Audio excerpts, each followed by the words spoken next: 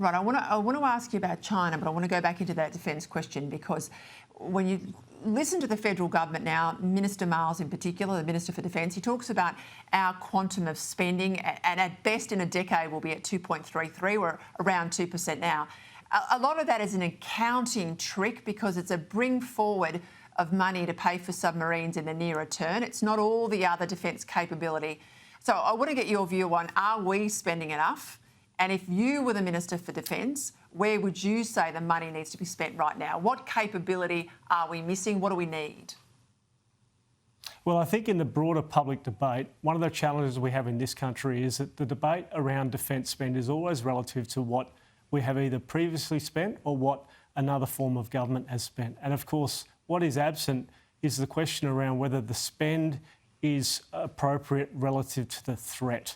Now, it's one thing to have an investment program that will deliver important capabilities in the early part of next decade, and I would applaud that. It's another, however, to make a diagnosis of the international system and think about what we might need to get us to the arrival of those systems. So what are, as I like to call, the fight tonight capabilities that we need to ensure our preparedness, for example, between 2025 and 2030? And in relation to that, although much of those government announcements around increased spending are in the planned budget, they are in the out of the years. They are in the back end of the decade. And I would submit to you that more needs to be done now so that we can manage the contingencies and risks that are likely to appear in our region between now and the arrival of things like AUKUS submarines. Okay, just quickly, China. I mean, how real is a threat? We hear of 2027, we hear of Xi's own personal timetable. How real is the China and Taiwan threat? Well, the Chinese political rhetoric is clear vis-à-vis Taiwan. President Xi has said as much in all of his proclamations and party Congress announcements.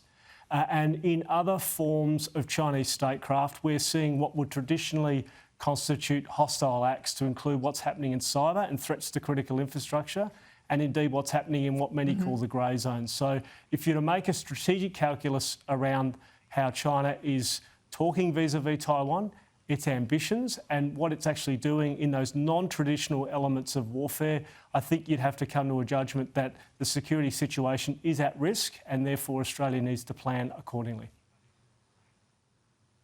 Thank you very much for that. We'll speak again.